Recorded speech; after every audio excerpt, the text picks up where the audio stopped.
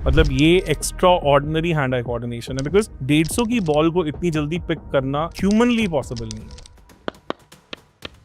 आप वैभव को देखें, वो सिर्फ मारती ही उसी लेंथ पर है। तो जो बॉलर के लिए कहते हैं ना गो टू लेंथ होता है कि अगर मैंने यहाँ बॉल कर दी तो बैटर के पास कुछ नहीं है, सेफ है ये। आप कह सकते हैं आपकी बक्खी में आके बॉल लगेगी, आप कुछ नहीं कर सकते। वो क्राउच करते हैं हल्का सा और उसे शॉर्ट लेंथ पे कन्वर्ट करके मारना शुरू कर देते हैं। This is something which is revolutionary, जो किसी ने नहीं सोचा था क्रिकेट में ऐसा भी हो सकता है। मैं वैभव को कैसे फिट करूं इसमें?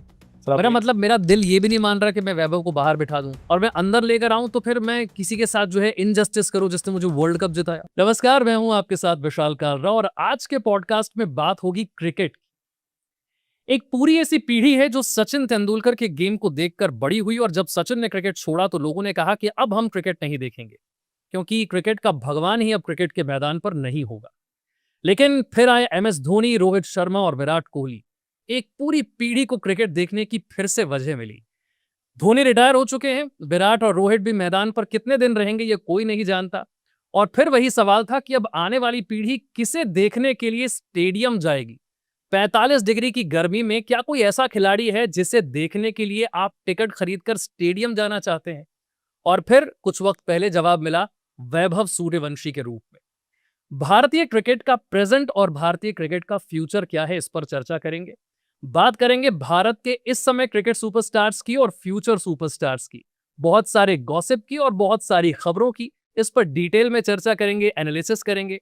और इसके लिए मेरे साथ जो शख्स हैं उन्हें आप सोशल मीडिया पर क्रिकेट एनालिसिस के वीडियोस में अक्सर देखते रहते हैं, जो बड़ी खूबसूरती से क्रिकेट का एनालिसिस करते हैं, प्लेयर्स के साथ बात करते हैं और प्लेयर्स के बारे में भी बात करते हैं। कॉमबॉक्स विद दीपक गोयल के नाम से आप इनके सोशल मीडिया पेज को जानते हैं और खूब सारे वीडियोस आपने इनके देखे होंगे। वही दीपक गोयल आज हमारे साथ स्टूडियो में मौजूद है। बहुत बहुत स्वागत है दीपक जी आपका। शुक्रिया सर। मतलब सोचा नहीं था कि एकदम से एक अलग नया मंच मिलेगा, नया प्लेटफॉर्म मिलेगा और काफी लुक फॉरवर्ड कर रहा हूँ इस चीज को। मैं आपके क्रिकेट एनालिसिस को बहुत पसंद करता हूं। मैंने आपके बहुत सारे वीडियोस देखे और मुझे बड़ा मजा आया आपके वीडियोस देखने में। मुझे लगा कि व्यूअर्स तक ये बात और ज्यादा पहुंचनी चाहिए। और शुरुआत पे जो मैंने कहा कि पूरी जनरेशन सचिन तेंदुलकर के गेम को देखकर बड़ी हुई, लोगों ने कहा सचिन नहीं है तो क्रिकेट नहीं देखेंगे। आपने भी ऐसी मैं तो उनका लास्ट जनरेशन को देखा होगा जो लोग कहते हैं कि सचिन ने छोड़ दिया क्रिकेट, अब हम नहीं देखेंगे। सर लास्ट मैच देखने गया था और मतलब वाइफ की छोटी सिस्टर की शादी मिस करके तो उनका और किसी तरह से वाइफ ने कवर किया था, आई डोंट नो हाउ। और मतलब फंक्शन था और मैं वहाँ मैच में था एंड वो बेचारी पूरी फंक्शन में दीपक वहाँ दीपक यहाँ करके उन्होंने निकाला। पर क्लियरली मैंने भी यही सोचा था कि शायद इसके बाद कहानी अलग होगी। अगली ही सीरीज में विराट कोहली ने कुछ और जलवे दिखाए। साउथ अफ्रीका गए, वहाँ पे पहले ही टेस्ट मैच में इंडिया 458 का टारगेट इंडिया ने साउथ अफ्रीका को दिया। ऑलमोस्ट टेस्ट मैच जीते जीते रह गए और पूरे उस सेना लेग में जब तक ऑस्ट्रेलिया कहानी पहुंची, things had change for Indian cricket. ऐसा लग रहा था कि सचिन के बाद विराट, और विराट जब क्रिकेट छोड़ रहे हैं, कुछ समय बचा है, तब आपको लग रहा था कि अब शायद वो वजह नहीं है हमें क्रिकेट देखने की। लेकिन फिर हम देखते हैं वैभव सूर्यवंशी को, अभिषेक शर्मा को। मैं वैभव सूर्यवंशी से शुरुआत करता हूँ। बहुत सारे लोग इस बात पर चर्चा करते हैं कि ना तो उनकी कद काठी क्रिस गेल या मैथ्यू हेडन जैसी है, ना तो टेक्निक के मामले में वो सचिन या विराट जितने स्ट्रांग हैं। क्या वजह है वैभव सूर्यवंशी इतने कमाल के क्रिकेटर है? ऐसा क्या है जो वैभव को इतना स्पेशल बनाता है?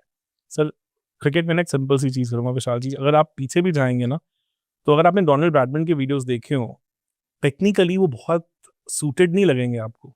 उनका हैंड आई कोऑर्डिनेशन बढ़िया था। जो वो कवर ड्राइव भी दिखाते हैं, जो उनके कुछ कुछ फुटेजेस हैं, अगर आप प्योरेस्ट से पूछेंगे तो वो प्योर टेक्निक नहीं है, but we know what he did. उन्होंने क्रिकेट को तोड़ के रख दिया। उन्होंने क्रिकेट में कुछ ऐसा दिखाया जो किसी ने नहीं देखा था। यही सेम वैभव ने करके दिखाया। क्रिकेट में अगर आप किसी भी एक्सपर्ट से पूछेंगे, किसी भी एनालिस्ट से पूछेंगे, सबसे मुश्किल बॉल कौन सी होती है जो 5 से 7 मीटर लेंथ के बीच में, जैसे हम गुड लेंथ या बैक ऑफ गुड लेंथ कहते हैं, वहां कोई बॉलर मार नहीं खाता। आप वैभव को देखें, वो सिर्फ मारती ही उसी लेंथ को है। तो जो बॉलर के लिए कहते हैं ना गो टू लेंथ होता है कि अगर मैंने यहाँ बॉल कर दी तो बैटर के पास कुछ नहीं है, सेफ है ये। आप कह सकते हैं आपकी बक्खी में आके बॉल लगेगी, आप कुछ नहीं कर सकते। वो क्राउच करते हैं हल्का सा और उसे शॉर्ट लेंथ पे कन्वर्ट करके मारना शुरू कर देते हैं। This is something which is revolutionary, जो किसी ने नहीं सोचा था क्रिकेट में ऐसा भी हो सकता है। मतलब इसका एनालिजी अगर आप देखें तो सचिन ने ऐसा किया था एक बार साउथ अफ्रीका में, आई थिंक 2001 में, जो सहवाग का डेब्यू टेस्ट मैच था। वहां पे साउथ अफ्रीका शॉर्ट बॉल्स कर रहे थे आउटसाइड ऑफ, जब इंडिया 4 डाउन था सचिन को सबने कहा कि आप डक कीजिए बिकॉज अदरवाइज आप उसे बाउंस को राइड नहीं कर पाएंगे। उन्होंने उल्टा किया, उन्होंने अपर कट खेलना शुरू कर दिया। तो this is how upper cut came into cricket. तो गैरी कर्सन ने बहुत प्यारा इसके ऊपर एक पीस भी लिखा है, वो ही इस 15 साल के बच्चे ने किया कि मैं गुड लेंथ के अंदर फंसूंगा नहीं, मैं नीचे बेंड होके उसे शॉर्ट बॉल में कन्वर्ट कर दूंगा। और ये बहुत बड़ी चीज। पावर कहाँ से जनरेट करते हैं सर? हैंड आई कोऑर्डिनेशन तो एक्स्ट्राऑर्डिनरी। देखो कोई चीजें तो आपको माननी पड़ेगी कि गॉड गिफ्टेड भी होता है। मतलब ये extra ordinary hand eye coordination है बिकॉज 150 की बॉल को इतनी जल्दी पिक करना ह्यूमनली पॉसिबल नहीं है। मतलब आपको वो याद है शोएब अख्तर को जो सचिन ने अपर कट मारा था? बिल्कुल। एक स्टार स्पोर्ट्स ने बहुत प्यारा उसके ऊपर एक शो किया था उस टाइम पे, एंड दे शोड कि जो अपर कट शोएब अख्तर की 150 की बॉल के लिए रिफ्लेक्सेस चाहिए, that is equivalent to an F1 driver. That's the kind of reflexes it requires. तो उस स्पेस पे if somebody is able to do it तो वो पक्का से गॉड गिफ्ट है। मतलब उसमें उन्होंने अपनी उस नेचुरल एबिलिटी को टेक्निकली और इम्प्रोवाइज किया। सचिन पावर से ज्यादा अपनी टाइमिंग पर रिलाय करते थे। विराट के पास पावर भी है, टाइमिंग भी है। वैभव की पावर देखकर समझ नहीं आता कि वो, वही मैं कह रहा हूँ ना, वो क्रिस गेल या मैथ्यू एडन वाली कद काठी थोड़ी ना है, लेकिन जब वो छक्के लगाते हैं तो ऐसा लगता है पता नहीं कितनी पावर कहाँ से ला रहे हैं। देखो सर, क्रिकेट में जो पूरी गेम है इट्स योर बॉडी मैकेनिक्स है। आपको पूरी बॉडी के अंदर जो पावर है वो हाथों की नहीं है। आप कितना स्ट्रॉन्ग बेस पे बैठे हैं, आप किस तरह से पिवट कर रहे हैं, अपने हिप से लेके हर डिफरेंट बॉडी पार्ट से कैसे पावर जनरेट कर रहे हो, उस पे मेन चीज है कि आप पोजीशन में कितनी जल्दी आते हैं उस बॉल के ऊपर। और 150 की बॉल पे पोजीशन में आना इतनी जल्दी पॉसिबल ही नहीं है। तो ये this is where the natural ability comes into play. देखो अगर आप रोहित की बात करें, वो शॉर्ट बॉल अच्छा क्यों खेलते हैं? Physically he is gifted, he has a very strong back.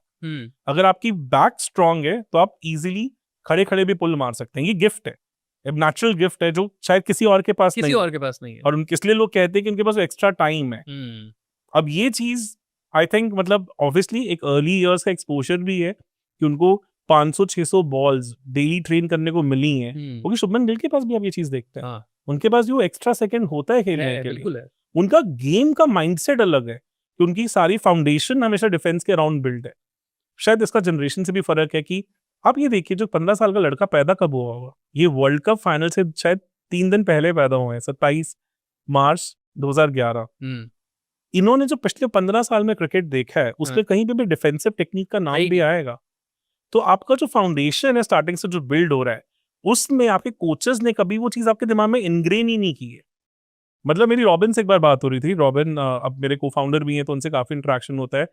तो वो रणजी के लिए सिलेक्ट हो चुके थे। अंडर 19 का एक मैच था, 2 रन चाहिए थे, 9 विकेट हाथ में थी। वो रिवर्स स्वीप खेलने गए, ग्लव पे लग के एम्पायर ने LBW दे दिया। ही was drop from the Ranji team. Karnataka cricket association के हेड ने कॉल किया और कहा कि तुम क्या समझते हो अपने आप को, you played a reverse sweep, जबकि 2 रन बचे, 9 विकेट हाथ में, एंड अंडर 19 का मैच है। उसी कारण ही was drop from the Ranji team at that age. मतलब आप सोचो कि आज से 20 साल पहले इंडियन क्रिकेट कहाँ थी। आज आप ये चीज नॉर्म देखते हो, माइंडसेट चेंज। तो गेम का चेंज है, वो उनको बचपन से ट्रेन। अगर हम उनकी बैटिंग ग्रिप भी देखें तो उनकी बैटिंग ग्रिप में अगर हम जब बैट ग्रिप पकड़ते हैं तो हम बेसिकली आप देखते हैं कि वी बनता है हमेशा बॉटम हैंड का। उनका ऐसा नहीं है, उनका इस तरह से है। इसे हम टेनिस बैट ग्रिप बोलते हैं। तो इसके साथ आप डिफेंड नहीं कर पाएंगे बिकॉज आपका बॉटम हैंड अगर लूज नहीं है तो आप डिफेंस नहीं कर सकते। तो वो चीजें तो गेम में उसे डिफेंस करना ही नहीं आता।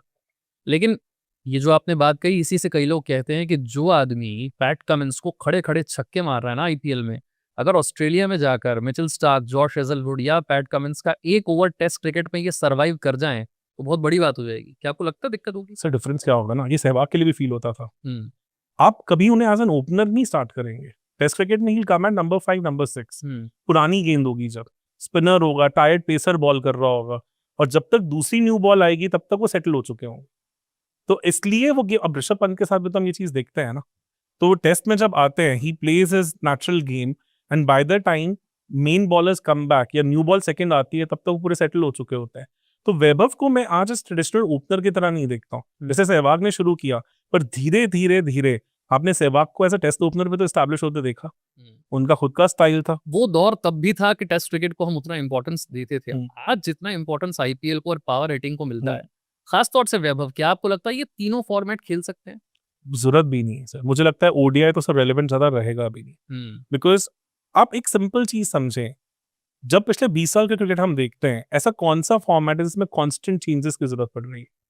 T20 वहीं का वहीं खड़ा है, कुछ चेंज नहीं हुआ। पावर प्ले रूल से लेके कुछ नहीं, थोड़ा बहुत बिग बैश लीग ने वो पावर सर्ज का रूल इंट्रोड्यूस किया है, जहां पे वो पावर प्ले को स्प्लिट कर देते हैं, अदरवाइज कुछ ज्यादा नहीं आया। एक इम्पैक्ट प्ले रूल इंट्रोड्यूस हो गया। इंटरनेशनल में तो कुछ भी नहीं चेंज हुआ। टेस्ट क्रिकेट में पिछले 20 साल में अगर आपको कुछ चेंज दिखाओ, वहीं खड़ा है। ओडीआई में आप हर साल नया रूल देखते हैं। जिस चीज को कांस्टेंट चेंज की जरूरत है, इसका मतलब वो कहीं ना कहीं अपनी रेलेवेंसी खो चुका है।